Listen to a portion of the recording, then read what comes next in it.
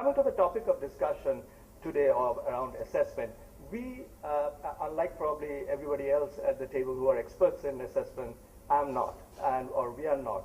We are the users. We look at assessment as a very important part, and that's why we are very excited about this GMC MCRIL tool that is coming out, because there is nothing like that today.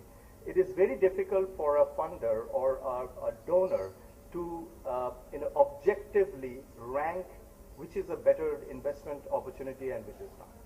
And so for us, in the absence of, while we wait for something like this to come on stream, what we have done is to use assessment of learning level changes in the initiatives that we fund as a very key element in determining what we fund, how long we fund, and how do we differentiate amongst the different aspects of it. So basic question would be, why do we want to get into this funding area? I think a couple of quotes from yesterday were very close to our heart. I think Nitin was saying that measurement builds accountability.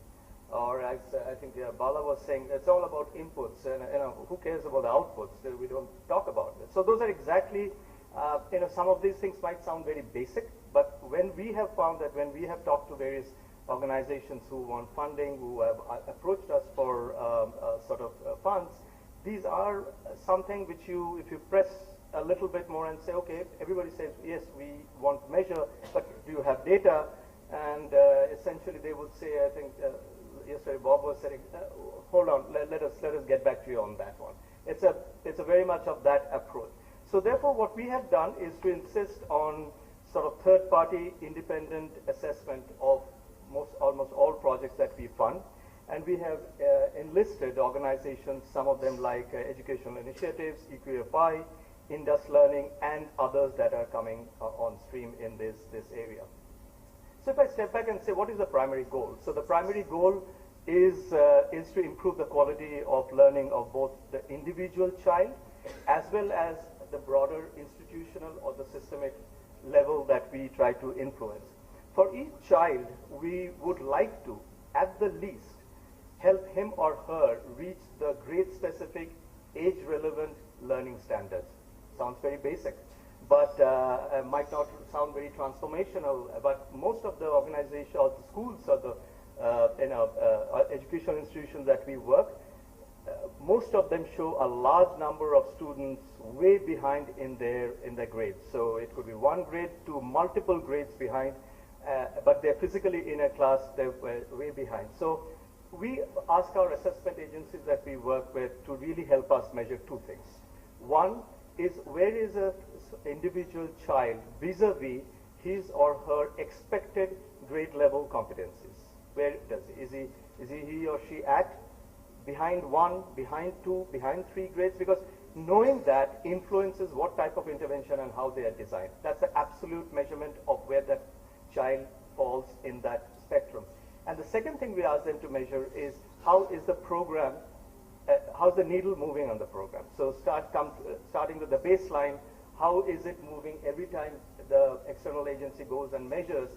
Is there a movement? And we sort of look at it as a relative. So the combination of these two, I think, helps us to understand how well is this program running and how well it is working. So usually we sort of agree on the targets with our potential grantees well ahead of approving a grant as to what they aspire for, what they commit to, and then the conversations during the period of the grant essentially follows that pattern.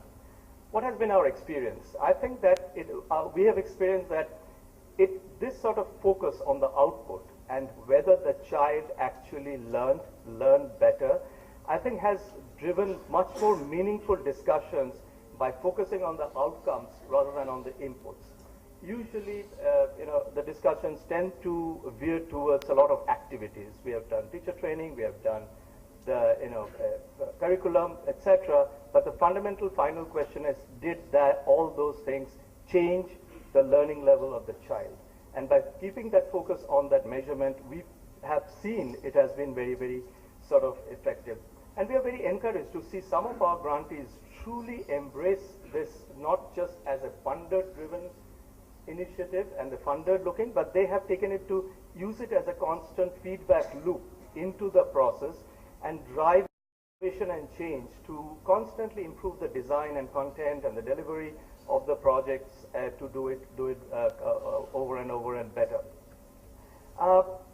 Lastly, I'll sort of talk about a little bit of the challenges. I think the biggest challenge we find is absence of a standardized test for vernacular and state boards, something akin to say, the asset test, which is mostly available to the English medium, and some of our grantees who are in the English medium schools, they're using asset. But when it comes to vernacular, we don't have a easily standard applicable tool that we can use consistently, and it has got a lot of challenges which I'll not get into, but that's a very major challenge in terms of. The second is bridging the communication gap between the assessment agencies and the organization. The assessment agencies talk in terms of competencies.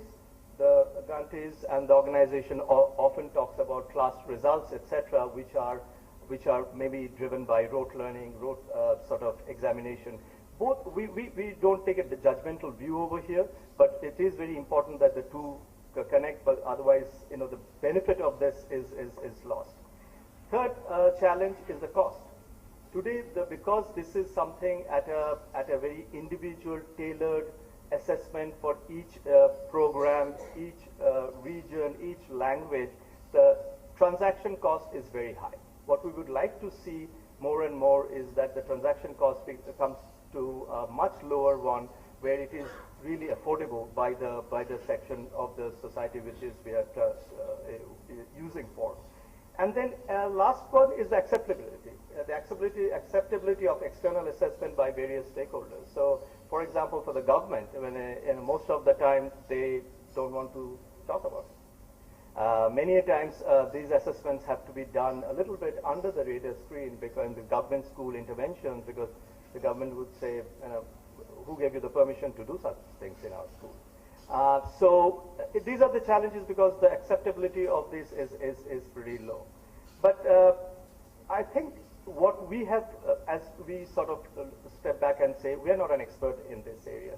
But what we do believe in, what is non-negotiable for a grant maker or a funder like us, is we will connect the funding decision to the final outcome, measurable outcome of children that are being targeted. That is non-negotiable. How we achieve that, we are open to new ideas. We are looking forward excitedly to tools like this GMC MCRIL tool. But end of the day, I think we want to make sure that we are making wise decisions when it comes to putting our foundation in funds in driving the improvement in children's learning. Thank you.